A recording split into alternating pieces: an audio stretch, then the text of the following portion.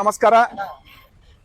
ನಮ್ಮ ಕರ್ನಾಟಕ ಕಾಂಗ್ರೆಸ್ ಘನ ಸರ್ಕಾರ ವಿಶ್ವಗುರು ಬಸವಣ್ಣನವರನ್ನ ಕರ್ನಾಟಕದ ಸಾಂಸ್ಕೃತಿಕ ನಾಯಕ ಅಂತ ಘೋಷಣೆ ಮಾಡಿ ಸುಮಾರು 2 ವರ್ಷ ಆಯ್ತು. ಬಸವಣ್ಣನವರು ಕರ್ನಾಟಕದ ಸಾಂಸ್ಕೃತಿಕ ನಾಯಕರಾದರೆ ಬಸವ ಕಲ್ಯಾಣ ಕರ್ನಾಟಕದ ಸಾಂಸ್ಕೃತಿಕ ನಗರ. ಇದು ಸತ್ಯವಾದ ಮಾತು. ಬಸವಣ್ಣನವರ ಸಾಂಸ್ಕೃತಿಕ ನಗರ ಬಸವ ಕಲ್ಯಾಣ ಯಾವ ರೀತಿ ಇರಬೇಕು ಆ ರೀತಿ ಇಲ್ಲ. ಯಾಕಂದ್ರ 2021ರಿಂದ ಇಲ್ಲಿ ಕ್ಷೇತ್ರ ಪ್ರತಿನಿಧಿಸೋರು ಬಿಜೆಪಿ ಶಾಸಕರಾದ ಸನ್ಮಾನ್ಯ ಶರಣು ಸಲಗರ್ ಅವರು. ಈಗಾಗಲೇ ಅವ್ರು ಶಾಸಕರಾಗಿ 5 ವರ್ಷ ಐತೆ ಕಾರ್ಯ ಮಾಡ್ಲತ್ತಾರ. ಬಿಜೆಪಿ ಸರ್ಕಾರದಾಗ 20 ತಿಂಗಳು, ಕಾಂಗ್ರೆಸ್ ಸರ್ಕಾರದಾಗ ಈಗ 3 ವರ್ಷ ಆಗಿರ್ಬೇಕು, ಮೋಸ್ಟ್ಲಿ ಹೆಚ್ಚು ಕಮ್ಮಿ. 20 ತಿಂಗಳಲ್ಲಿ ಅವ್ರಿಗೆ ವರ್ಷಿಗ KKRDB ಇಂದ 40 ಕೋಟಿ ಅನುದಾನ ಬಂದದ್ದು. 20 ತಿಂಗಳು ಬಿಜೆಪಿ ಆಡಳಿತದಲ್ಲಿ 20 ತಿಂಗಳು ಅವ್ರ ಶಾಸಕರಿದ್ದಾಗ KKRDB ಇಂದ 40 ಕೋಟಿ ರೂಪಾಯಿ ಅನುದಾನ ಬಂದಿದೆ. ಆದ್ರೆ ಕಳೆದ 23ರಿಂದ 3 ವರ್ಷಗಳ ಕಾಲ KKRDB ಇಂದ ಬಂದಂತ ಅನುದಾನ ಸುಮಾರು 250 ಕೋಟಿ ರೂಪಾಯಿ ಸಮೀಪಿದೆ, ಹೆಚ್ಚು ಕಮ್ಮಿ. ಆ 250 ಕೋಟಿಯಲ್ಲಿ ನಾರಾಯಣಪುರ ಕ್ರಾಸ್ನಿಂದ ನಾಗಣ್ಣ ಕಟ್ಟೆವರೆಗೆ, ಸಸ್ತಾಪುರ ಬಂಗ್ಲಾಯಿಂದ ಕೋಟೆವರೆಗೆ, ಇವು 2 ಬಸವ ಕಲ್ಯಾಣ ಮುಖ್ಯ ರಸ್ತೆಗಳು. ಇವು ಯಾವ ಮುಖ್ಯ ರಸ್ತೆಗಳು? ಬಸವ ಕಲ್ಯಾಣ ನಗರ ನೋಡ್ಬೇಕಂದ್ರೆ 2 ಮುಖ್ಯ ರಸ್ತೆಗಳು. 2 ಮುಖ್ಯ ರಸ್ತೆಗಳ ಪರಿಸ್ಥಿತಿ ದಯನೀಯವಾದಂತ ಪರಿಸ್ಥಿತಿ ಅದ. ಆದ್ರ ಬಸವ ಕಲ್ಯಾಣ ಜನತೆಯ ಒಂದು ಮನವಿಗೆ ಸ್ಪಂದಿಸಿದಂತ ಅಭಿವೃದ್ಧಿ ಹರಿಕಾರರು, ನಮ್ಮ ಜಿಲ್ಲೆಯ ಉಸ್ತುವಾರಿ ಸಚಿವರು ಆದಂತ ಸನ್ಮಾನ್ಯ ಶ್ರೀ ಈಶ್ವರ್ ಖಂಡ್ರೆ ಅವರು ಎಲ್ಲರ ಮನವಿಗೆ ಸ್ಪಂದಿಸಿ ನಾರಾಯಣಪುರ ಕ್ರಾಸ್ನಿಂದ ನಾಗಣ್ಣ ಕಟ್ಟೆವರೆಗೆ 3 ಕೋಟಿ ರೂಪಾಯಿ ಸ್ವಂತ KKRDB ಅವರ ಅನುದಾನ ಬಸವ ಕಲ್ಯಾಣ ಕೊಟ್ಟು ಆ ರಸ್ತೆಯನ್ನು ಸಂಪೂರ್ಣವಾಗಿ ಅಭಿವೃದ್ಧಿ ಪಡಿಸಿದ್ದಾರೆ. ಆದ್ರೆ ಉಳಿದಿರೋದು ಸಸ್ತಾಪುರ ಬಂಗ್ಲಾದಿಂದ ಕೋಟೆವರೆಗೆ. ಸನ್ಮಾನ್ಯ ಶಾಸಕರಿಗೆ 250 ಕೋಟಿ ರೂಪಾಯಿ ಅನುದಾನ ಬಂದರೂ ಕೂಡ ಈ ರಸ್ತೆ ಅವ್ರಿಗೆ ಕಾಣ್ತಾ ಇಲ್ಲ. ಯಾಕಂದ್ರೆ ಅವ್ರು ಅಡ್ಡಾಡೋದು ಇದೇ ರಸ್ತೆಯಲ್ಲಿ.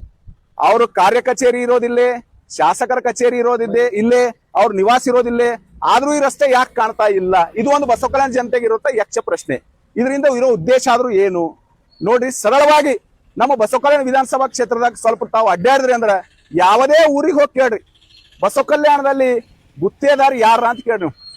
ಈ ರಸ್ತೆ, ಚರಂಡಿ, ಬಿಲ್ಡಿಂಗ್ಸು ಇವ್ರು ಯಾರು ಮಾಡ್ಲತ್ತಾರ? ಈ ಚರಂಡಿ ಇದ್ರದೆಲ್ಲ ಗುತ್ತಿಗೆದಾರ ಯಾರ ಅಂತ ಕೇಳಿದ್ರೆ ಎಲ್ಲ ಒಂದು ಸಣ್ಣ ಮಗುಗ್ನು ಕೇಳಿ ಎಲ್ಲೋ ಒಂದೇ ಉತ್ತರ ಕೊಡ್ತಾರ, ಬಸವ ಕಲ್ಯಾಣದ ಒಬ್ಬರೇ ಗುತ್ತೇದಾರ. ಅವ್ರು MLA ಅನ್ಬೇಕಾ ಗುತ್ತೇದಾರ ಅನ್ಬೇಕಾ ಅಂಬೋದೇ ಬಹಳ ದೊಡ್ಡ ಗೊಂದಲದಾಗದ ಜನತೆ. ಯಾಕಂದ್ರೆ ಅನ್ಅಥರೈಸ್ ಕ್ಲಾಸ್ 1 ಕಾಂಟ್ರಾಕ್ಟರ್ ಯಾರಪ್ಪ ಅಂದ್ರೆ ಬಸವ ಕಲ್ಯಾಣ ಶಾಸಕರಾದ ಸನ್ಮಾನ್ಯ ಶ್ರೀ ಶರಣು ಸಲಗರ್ ಅವರು. ಸ್ಪಷ್ಟವಾಗಿ ಹೇಳತ್ತೀನಿ, ಇದು ಸುಳ್ಳಿತ್ತಂದ್ರೆ ಬಹಿರಂಗವಾಗಿ ನನ್ನ ಜೊತೆ ಚರ್ಚೆ ಬರ್ಲಕ್ಕೆ ಹೇಳ್ರಿ.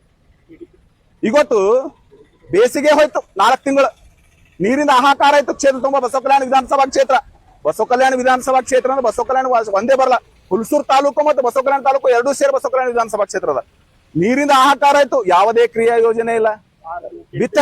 ಬಿತ್ತನೆ ಸಮಯ ಬಂತ ರೈತರಿಗ ಬಿತ್ತನೆ ಬೀಜ, ರಸಗೊಬ್ಬರ ಯಾವ ರೀತಿ ಸರಬರಾಜು ಆಲತ್ತದ ಇಲ್ಲ ನೋಡುವಂತ ಸೌಜನ್ಯನು ಕೂಡ ಅವ್ರು ಮಾಡಿಲ್ಲ.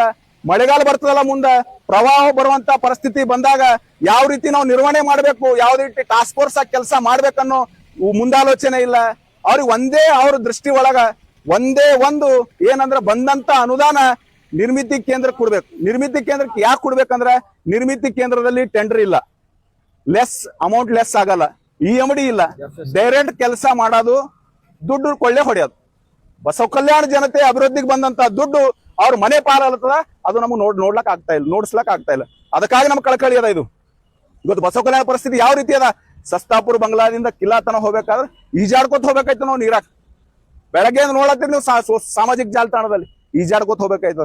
ಆದ್ರ ಅವರ ಕಾರ್ಯಕರ್ತರು, ಅವ್ರ ಅಭಿಮಾನಿಗಳು ಶರಣು ಸಲಗರ್ ಅವ್ರಿಗೆ ಏನಂತ ಕರೀತಾರ ಅಂದ್ರೆ ಅಭಿವೃದ್ಧಿ ಹರಿಕಾರ, ನವಕಲ್ಯಾಣದ ಕನಸುಗಾರ. ಇದೇನವ್ರು ನವಕಲ್ಯಾಣ?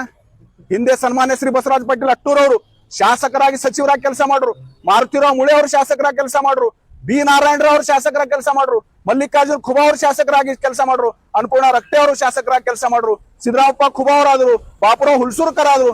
ಇವರೆಲ್ಲ ತಮ್ಮ ಒಂದು ಯೋಗದಾನ ಬಸವ ಕಲ್ಯಾಣ ನಗರ ಕೊಟ್ಟು ಬಸವ ಕಲ್ಯಾಣ ನಗರವನ್ನು ಸುಂದರವಾಗಿ ನಿರ್ಮಾಣ ಮಾಡಿ ಇವತ್ತು ಕರ್ನಾಟಕ ರಾಜ್ಯದಲ್ಲಿ ಹೆಸರುವಾಸಿಯಾದಂತ ನಗರ ಮಾಡ್ಲಕ್ ಶ್ರಮ ಪಟ್ರು. ಯಾವುದೇ ರೀತಿ ಪರಿಸ್ಥಿತಿ ಇದ್ದಿಲ್ಲ ಅವಾಗ. ಯಾರು ಒಬ್ಬ ಬಸವ ಕಲ್ಯಾಣ ಜನ ಅವ್ರ ವಿರುದ್ಧ ಮಾತಾಡಿಲ್ಲ. ಯಾಕಂದ್ರೆ ಅವರೆಲ್ಲ ಇಮಾನ್ದಾರಿಲಿ ಪ್ರಾಮಾಣಿಕವಾಗಿ ಅಭಿವೃದ್ಧಿ ಮಾಡಿರು. ಆದ್ರೆ ಇವತ್ತೇನಾಗಲತ್ತದ, ಇದು ಪ್ರಾಮಾಣಿಕವಾಗಿ ಅಭಿವೃದ್ಧಿ ಆಗ್ತಾ ಇಲ್ಲ. ಓನ್ಲಿ ದುಡ್ಡು ಕೊಳ್ಳೆ ಹೊಡೆಯೋದು, ಪ್ಲಾನ್ ಮಾಡೋದು, ಕಳಪೆ ಕಾಮಗಾರಿ ಮಾಡೋದು, ದುಡ್ಡು ಹೊಡೆಯೋದು, ಅದು ಒಂದೇ ಯೋಜನೆ ಹಾಕೊಂಡು ಇವತ್ತು ಅವ್ರು ಕೆಲಸ ಮಾಡ್ತಾ ಇದ್ದಾರೆ.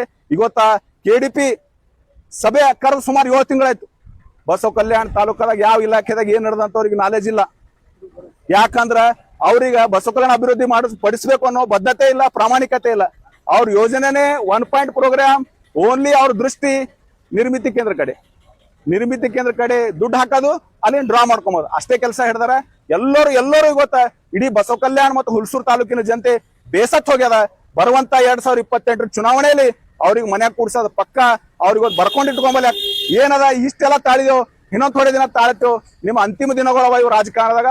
ತಾವು ಕಲಬುರಗಿ ಕಡೆ ಮುಖ ಮಾಡಿರಿ, ನಮಗ ಅದು ಗೊತ್ತಾಗತ್ತ, ತಮಗೂ ಗೊತ್ತಾಗ್ಯದ. ಮುಂದಿನ ಚುನಾವಣೆದಾಗ ಅವ್ರು ಗೆದ್ದಲ್ಲ ಅಂತ ಹೇಳಿ ಅವ್ರಿಗೂ ಗೊತ್ತದ. ಅದಕ್ಕೆ ಅವರು ಓನ್ಲಿ 1 ಪಾಯಿಂಟ್ ಪ್ರೋಗ್ರಾಮ್ ಹಿಡಿದಾರ. ಕೆಲಸ ಮಾಡಿ ದುಡ್ಡು ಗಳಿಸಬೇಕಂಬೋದು ಒಂದೇ ಒಂದು ಪ್ರೋಗ್ರಾಮ್ ಹಿಡ್ಕೊಂಡು ಅವ್ರು ಅಡ್ಡಾಡ್ಲತ್ತಾರ. ಮುಂಬರುವ ದಿನಗಳಲ್ಲಿ ಎಲ್ಲ ಬಸವ ಕಲ್ಯಾಣ ಜನತೆ ಪಕ್ಷಾತೀತವಾಗಿ ಬಸವ ಕಲ್ಯಾಣದ ಒಂದು ಅಭಿಮಾನ ಇಟ್ಟುಕೊಂಡು ಅವ್ರಿಗೆ ಮಣಿ ಕಳಿಸ್ಲಕ್ಕೆ ಎಲ್ಲರೂ ಪಣ ತೊಟ್ಟರ ಅಂತ ಹೇಳಿ ಈ ಸಂದರ್ಭದಲ್ಲಿ ಹೇಳ್ತಾ ಇದ್ದೀನಿ.